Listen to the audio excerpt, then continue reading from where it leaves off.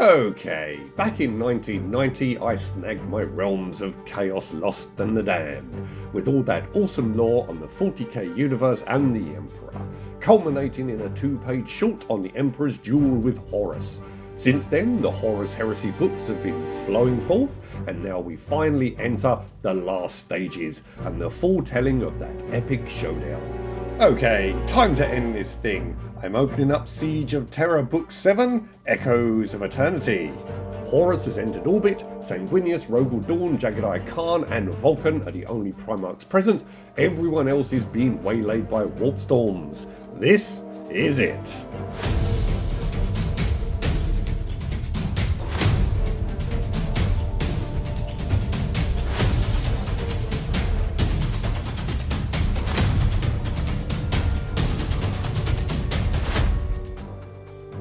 So, we open up with a bunch of random quotes about stuff, some of it from Tacitus and other Roman-era wisdom, instantly fulfilling our required weekly quota of how many times a week does a guy think about the Roman Empire.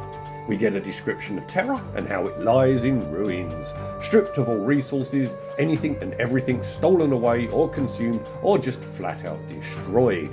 Radiological weapons from the dark age of technology have been cracked open and are leaking out to join the toxic soup of the surface. Lovely.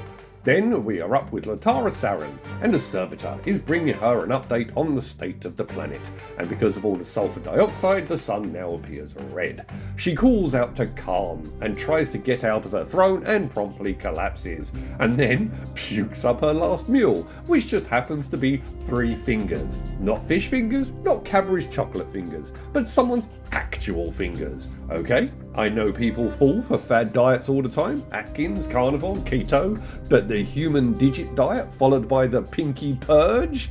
Anyway, we don't get the identity of who donated those to the captain's lunch menu, and then here's Khan the Betrayer, who has just kind of given up with speaking, which makes sense. He's probably just standing there with the words of Iggy Pop going through his head. I send this message of holiday cheer to all of you in reach of my voice.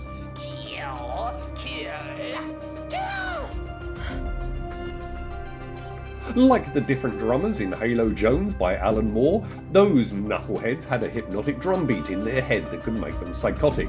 From following Korn, do you just end up with this steady pulse of kill, thumping like a headache through your whole noodle?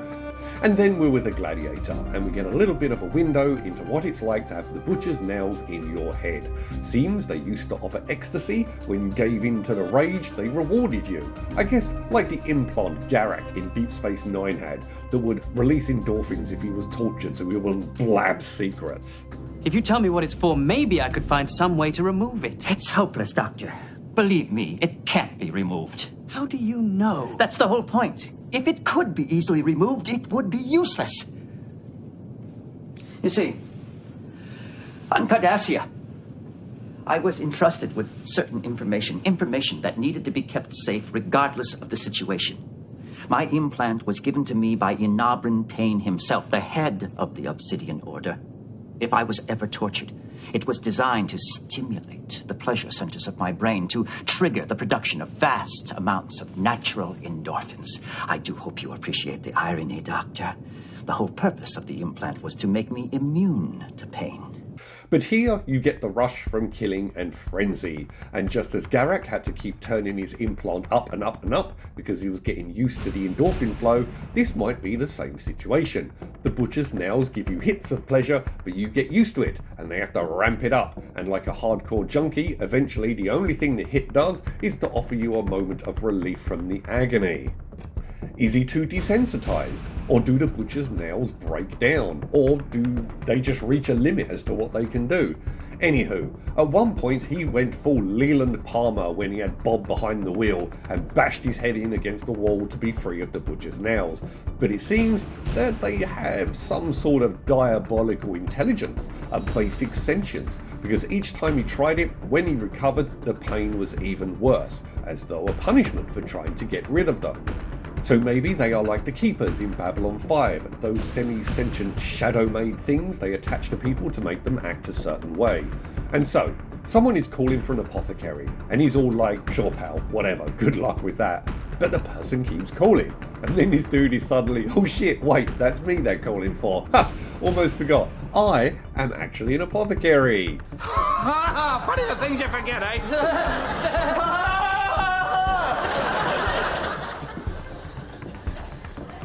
And then he notices, oh look, there's all these medical keypads and rebouts on my armour, and it's all broken and busted up, and I've got no stims or packs or anything an apothecary needs.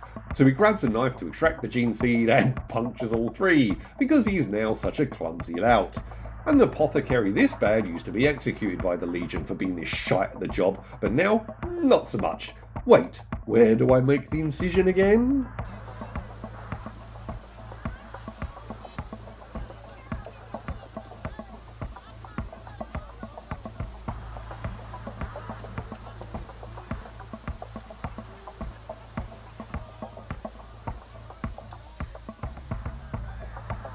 Is this the doom of the World Eaters? Even their medics have the butcher's nails, and only rarely even give a half-assed attempt to recover gene seed.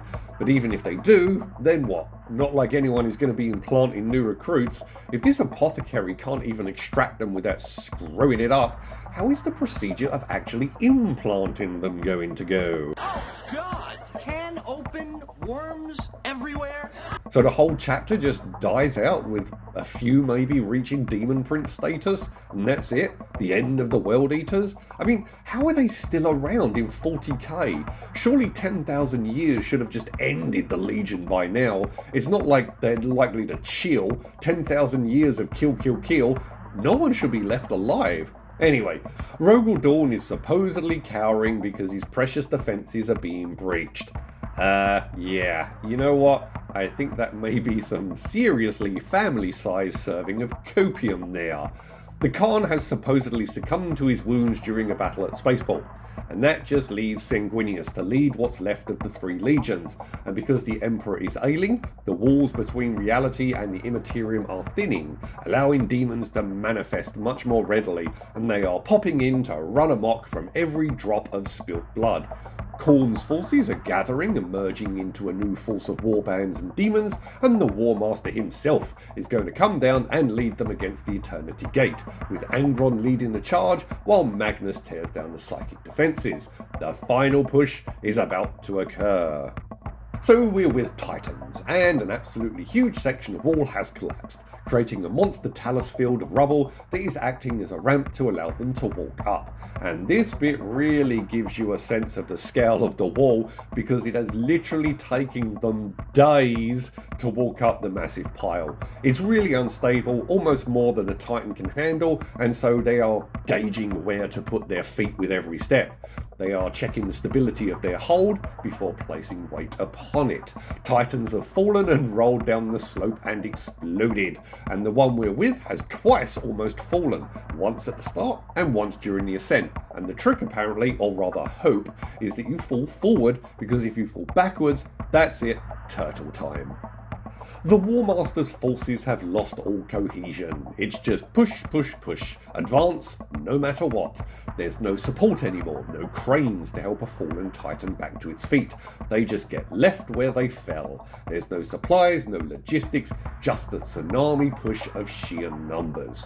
Suddenly the Titan slips, starts to topple backwards, and they fire their massive harpoon, which slams into another Titan, punching right into its spine. This arrests the fall, but then as the other Titan starts to erupt and begins to fall itself, they realise that it will take them with it. They quickly act and detonate explosive bolts that severs the harpoon arm and cuts them free. The debris rolls past and they continue onwards and upwards. Some Titan crews are like, wow, you rule! Others are like, what the fuck is wrong with you? Ha! A Titan chat room flame war is going down. You suck. No, you do. No, you both do. No, you all do. Anywho, they make the summit and are in, and there's no order, no coherent plan. They just wander around, blowing up tanks, collapsing walls, just living in the moment, I guess. When in doubt, fuck it up. I didn't know it was going to be this much of an incoherent shambles, but I guess that's the name of the game when you're following chaos. I mean, seriously, what should I have expected?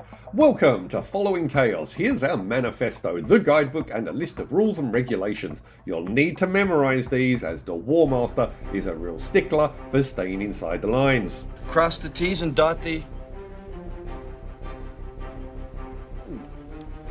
lowercase j's. So they haven't seen Angron, Mortarion, or Perturabo. Their legions are running amok, but there's no sign of the Primarchs. The Princeps of the Titan that made it in is looking forward to the new Eternal Imperium that the War Master will usher in, but she can't help but question, as she observes the destruction, just what will actually be left afterwards. Then this was unexpected. Some harsh language. She's wondering when was the last time she breathed real air, when was the last time she drank something other than recycled piss of her crew, and then notices the shit encrusting her legs and the puke down her front. Princeps, eh? Just a grimdark gamer. She's encrusted in her own waist, her arm is more of a claw and is merging with the armrest, and then she notices that one of the pilots has been dead for ages, even before they started to climb, and he is now decomposing. Wow, that has to be a smell for the ages. Open the door and get a whiff of that and you're like... Jesus Christ! Then we're with a World Eater and a chaplain of the Word Bearers, who is running the evangelical sales pitch by explaining to him that Angron has given him a messiah, shown him a road to immortality, the route to the demonhood, praise the ruinous powers. Angron is making his usual entrance like he did in the devastation of Baal, a big red flaming star falling from the sky and landing in the superhero pose. So you're gonna do a superhero landing. Wait for it! Woo! Superhero landing! Yeah, that's really hard on your knees. And then a rather overlong chapter dedicated to this Blood Angels captain who has been severely injured, and he's being tended by a member of the Adeptus Mechanicus. He was in suspended animation and is now being patched up. They use some Dark Age technology, and the Mechanicus puke is exceedingly insulting to not only the captain, but the Astartes and Sanguinius as well. Now, it may have been because I was driving over a mountain pass in the dark in the absolute dumping rain that it felt like this bit was a bit long, because I needed some action to get my mind going, get me awake, so I don't drive off a cliff.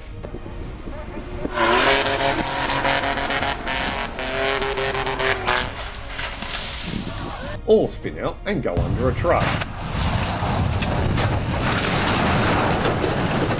So we then get a series of snapshots that all have "and another light goes out" motif. First up, we are with a Space Wolf and a Skitarii, whose radiation weapon is slowly killing the guardsmen with them. They make their final stand and die. The Emperor's children impale him on a flagpole and roast him and eat him, you know, as you do during a siege. But then, as we just heard, all supply lines are out, so it's probably wise to stretch out those rations as best you can by supplementing with the enemy combatants. Rustle up some guardsmen with garlic rub, a pineapple base for flavour with potatoes and other veggies. There's a lone Space Wolf who makes his stand and dies, then a Thunderhawk trying to get out, it fights, it tries all these desperate manoeuvres, but then it is destroyed. These desperate vignettes really illustrate that everything is coming to an end. Nurgle's influence is spreading ever deeper into the palace, making everything rot, even marble. Everything oozes pus, bodies are starting to fuse and melt together like in Leviathan. Or like the Thing prequel.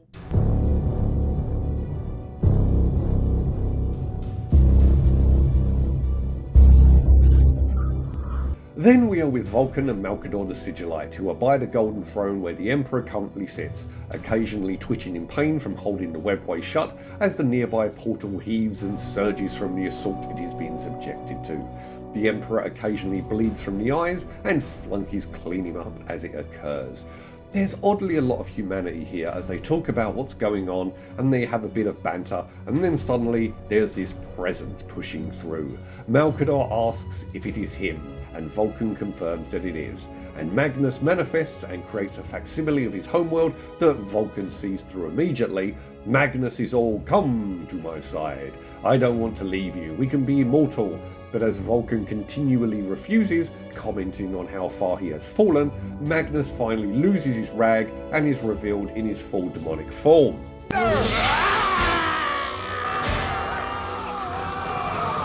Then we are back with Lotara on the Conqueror. She's having a stroll, so she hasn't bonded with the ship yet, as I have heard she does. The War Master's equerry calls her up on the personal vox, and he has been becoming more gruff and less diplomatic of late. There are power fluctuations, stuff is breaking down, the influence of the warp and the lack of any maintenance are really taking their toll. The storms around Terra are as bad for the War Master as they are for everyone else.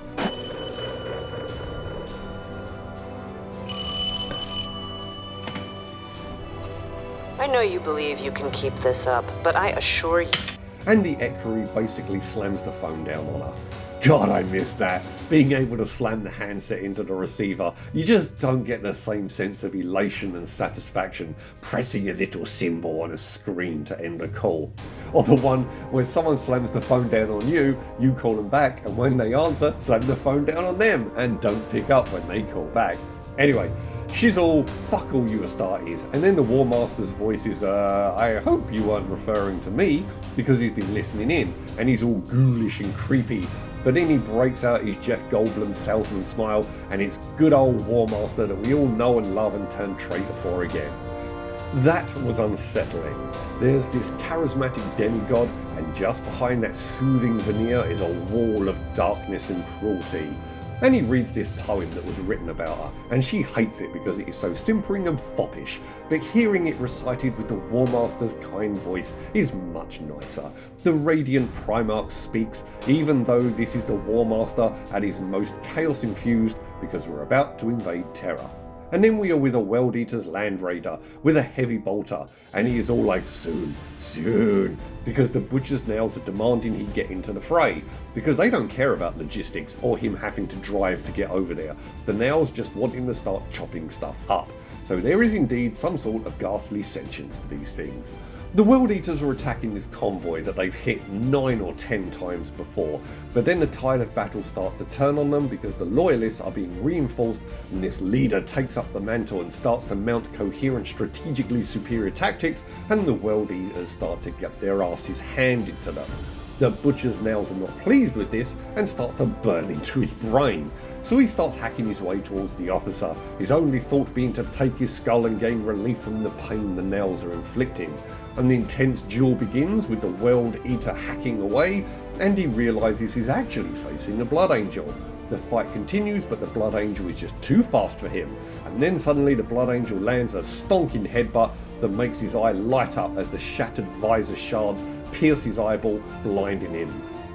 The Nails go silent as he realises this is what it must have been like for the people he killed in the gladiator pits, and only then does he realise that this is the very Astartes he was chained to in those bouts, his battle brother for years that he fought side by side with for yonks. He tries to say his name, but the flesh terrier just spits, "Eat shit, traitor," and cuts his throat. It adds a little more humanity to the World Eaters. They're not just hack, chop, kill. They're still in there, but having to act this way just to get a little relief from the agony of the Nails that punished them. The Nails are almost listening in, because if he thinks about reinforcements, the Nails are like, fuck the reinforcements, get stuck in and start chopping people up before I melt your brain, you pussy. Then we are with that prick tech priest who slagged down the captain, and he's having quite the day. He is now in a foxhole with a couple of guard, and 2 Astartes who are in a ruck fall into the hole and crush his leg. Oh dear, oh dear. One of them is a Death Guard who gets the upper hand, and is about to kill the Loyalist, but then a World Eater jumps in because he wants to kill.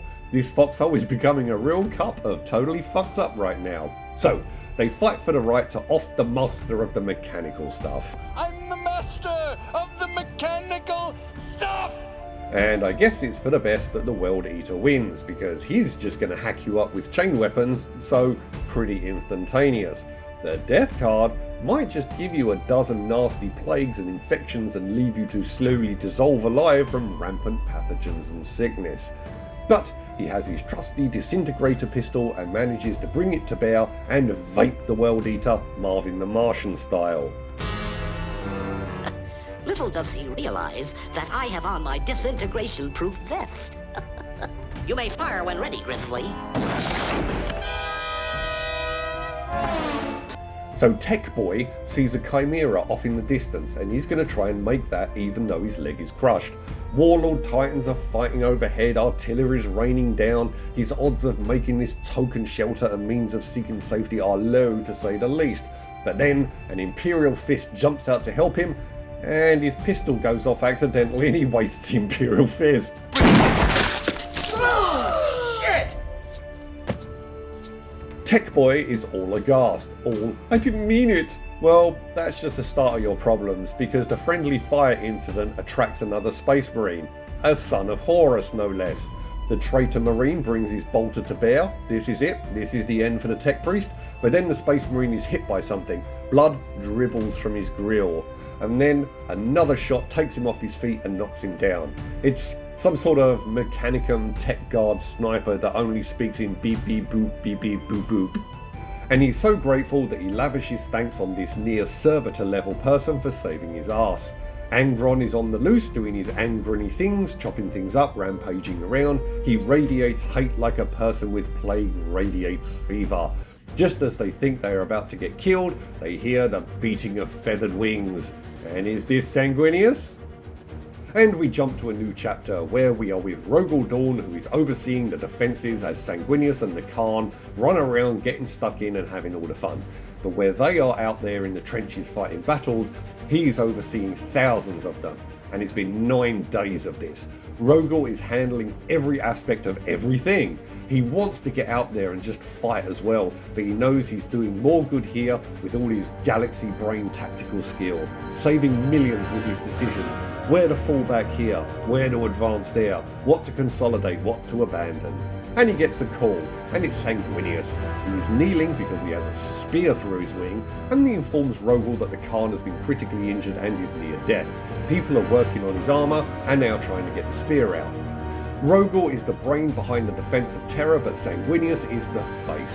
Where he goes, the lines rally and bolster, and when he appears, the forces of the War Master taste defeat. Rogel tells his brother that the foe will be at the wall by sundown, and they are both exhausted because there's none of their usual banter and good humour. Sanguinius lets Rogel know that he has done more than anyone else ever could, not patronising or humility, it's a brother's love. He asks if there has been word from Rubute, to which Rogel says nope, and Sanguinius comments that at least they'll arrive to avenge their deaths. Wow, they ain't pulling any punches in this one.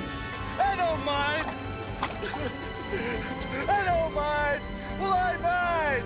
I mind big time! So we're with these Blood Angels and this sergeant who reminisces about his first encounter with a Primarch before his promotion and how it was kind of underwhelming. But that's because he and the Legion were getting a real bollocking. Rogel Dawn was lecturing them all on how they fucked up and what they did wrong. And the chapter master is pretty unapologetic because, well, we won, didn't we? Once you defeated the enemy, you ate them. Yes, of course. What do you expect us to do? Starve to death? We need rations and the foe will do. Also, we won. I mean, it takes a Space Marine months to die of starvation, but seeing as we have perfectly good noms just laying there, why the hell not? Yeah, but you also cannibalized your serfs. Yes, that's our way. And by the way, we also won. Wait up a minute. The Emperor's children cook, kill and eat their enemy. The vile fiends! The Blood Angels just carve up and devour their own. Yay, the angels. At least the Emperor's children were civil and bothered to cook him. They just didn't go for Guardsman Tartar. I mean, the Emperor's children. Jesus! Come!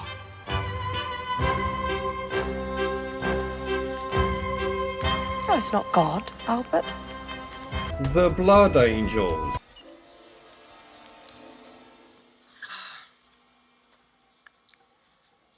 Crawford. Please don't eat those.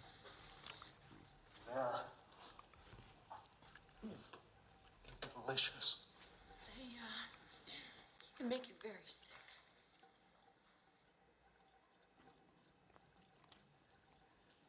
And when Rogel starts ragging on them, some laugh with a mixture of confusion and amusement, because Rogel is yelling at them for doing the thing they always do. I mean, every single time.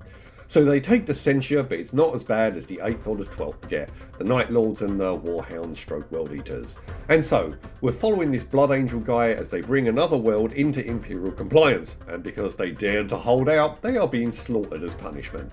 He has an enemy female soldier, and the Imperial medic informs him that they have been ordered to tend to the enemy wounded. So he throws a rock and destroys her head, and then starts picking at her brain and eating it. I now stand by my use of the From Beyond clip.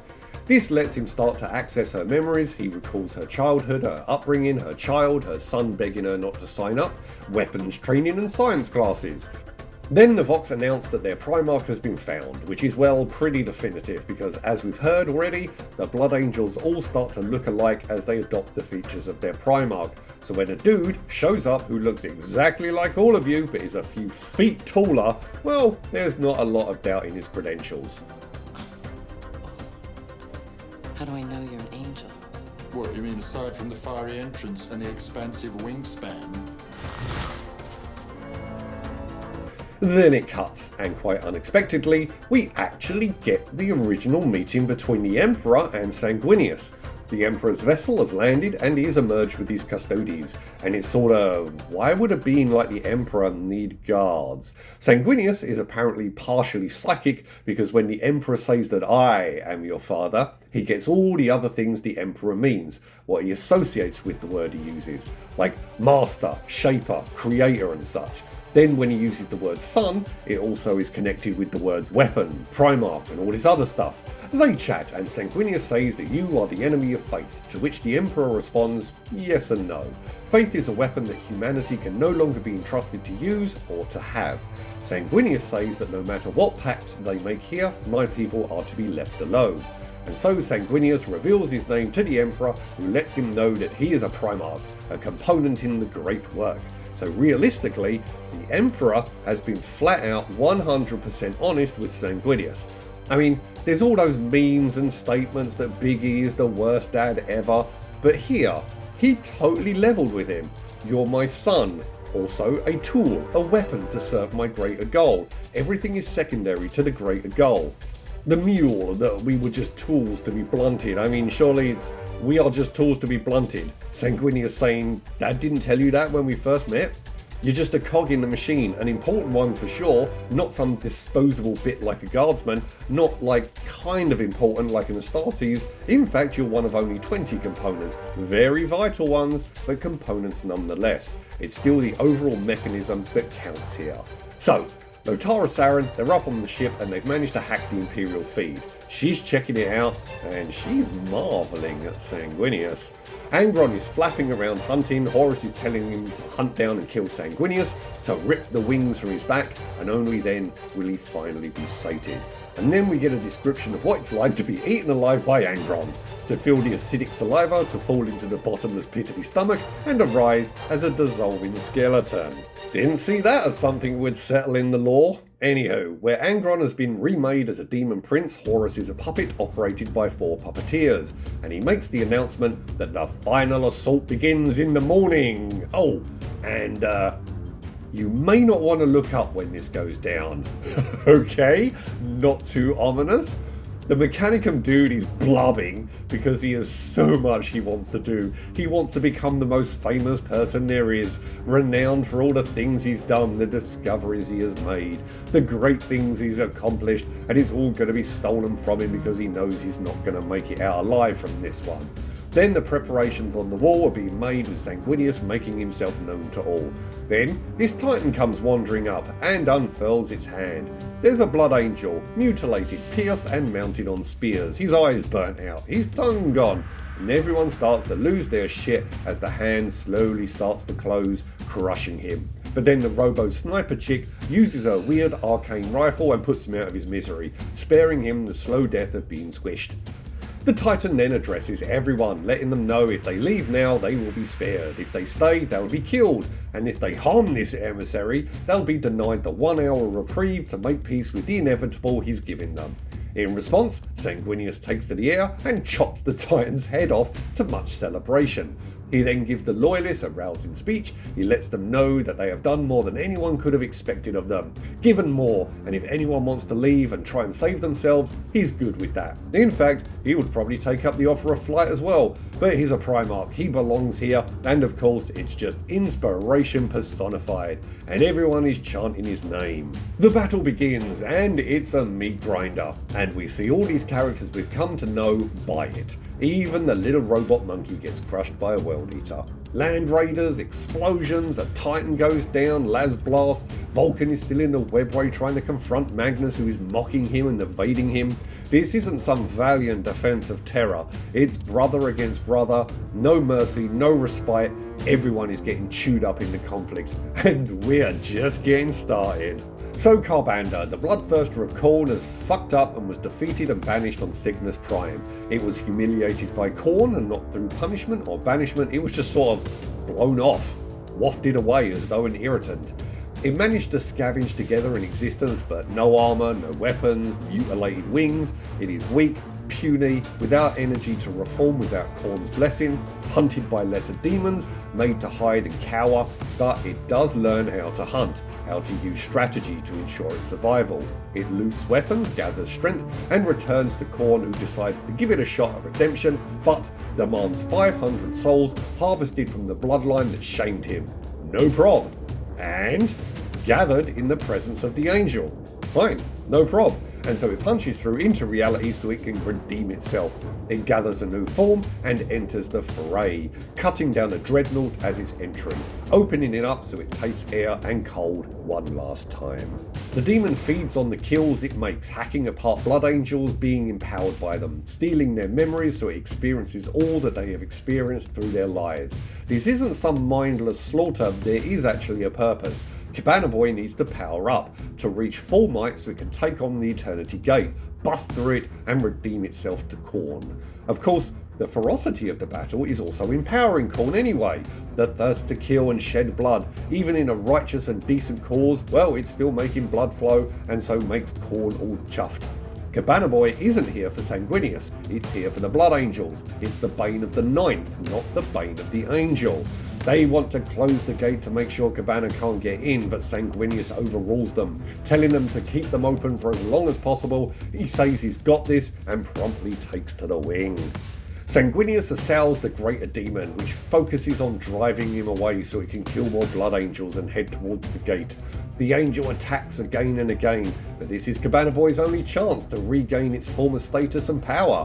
Sanguinius bashes its head open on the rock and the demon takes flight. The angel pursues, rams his spear through it and plunges down with it and slams it into the ground, sending it tumbling down the stairs. Robbed of the few final souls it is needed to make the 500, god damn, Sanguinius is fucking awesome. But he's now exhausted and wounded. The crowd see this, and the Blood Angels charge forward to swallow him up with their numbers, to protect him, giving their lives to defend their Primarch, to extend his life with every second they can offer.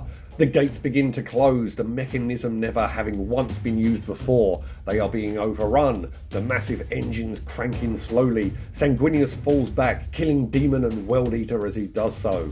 A Warhound Titan ducks in and fires its harpoon into the gate, hitting it, and then hauling back to stall the closing of the gates. Sanguinius readies to cut the chain, but then a pack of Warhounds all fire their harpoons into the gate and drag back to halt the closure. 5 chains stretching and stopping the gates. And then there's a howl, and Sanguinius hears his name being called. Angron has come for him.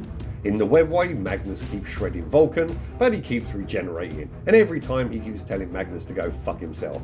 And then suddenly Vulcan smashes Magnus in the face, shattering his mush. And then there's a bunch of banter, an argument between Magnus and Vulcan about who is right, who is wrong, is the Emperor good or is he bad, is the Crusade nasty or nice, and who is the villain and who is the hero.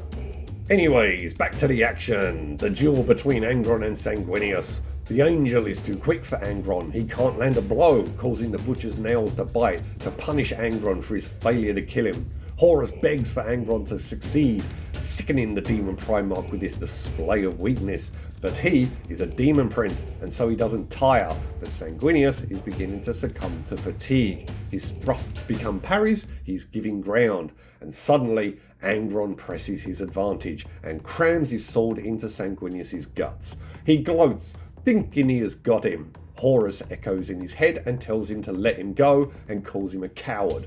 And then Angron realizes that he has been duped, that Sanguinius was the one drawing him in so they could settle it in close quarters. Suddenly, Sanguinius grabs his dreadlocks and yanks on them, causing unimaginable pain. Then Angron sees Sanguinius's expression. His own rage has been born from his petulant whining. Me, I was made to be a gladiator. Me, Daddy took me away from my friends. Me, my legion hates my guts because I'm a violent, moody twat. Me, I worship corn.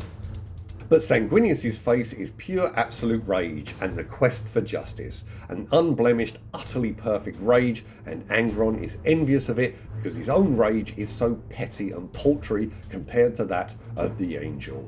And with teeth bared, Sanguinius yanks on the nails. And then we have a moment that exists solely between them. It doesn't enter the lore of either chapter because only these Primarchs bore witness to it. Sanguinius will take it to his grave and Angron will never even acknowledge it occurred. No, please. Angron pleaded and begged Sanguinius. What a complete and total wuss. Wow, I'll never look at Angron the same again. And the angel rips out the nails, taking out the lion's share of Angron's brain, and down he goes. The Blood Angels are ecstatic that their father has won, and the Weldies suck on the psychic backlash as their father is destroyed and banished back to the warp. Sanguinius squishes what's left of his brother's brains underfoot.